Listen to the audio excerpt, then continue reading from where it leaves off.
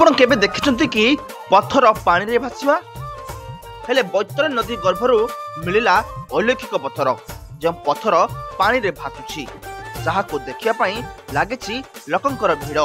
भद्रक जिला धामनगर ब्लॉक देहुड़ी आनंदपुर पंचायतर मालानपुर निकट रे एभली एक दृश्य देखा मिली।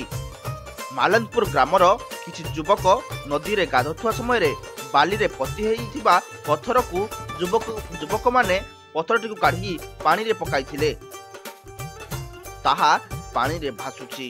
स्थानीय लोकंक ठारु आरंभ करी विभिन्न अंचल लोकमानक सुଅ छुटुछि उक्त पत्थर को देखिबा पाई। कलिजुगर मिलिला त्रतेया जुगर राम सेतुर पत्थर जहाको देखिबा को स्थानीय अंचल रे लागिछि भिड़।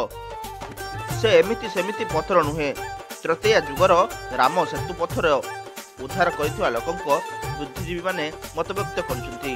ए पत्थरटी को जते थर पानी रे पकाइले से भासी उठुछि। ए पत्थरटीर ओजन 3 किलो 800 ग्राम।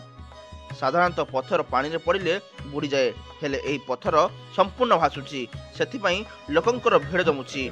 बैतरणी नदी पठारे उक्त पत्थर को देखिया पई उक्त पत्थर स्थानीय लोक माने मंदिर रखिथिबा बेले लोकंकर भिड़ जमुछि। रिपोर्ट कर्तव्य लाइव।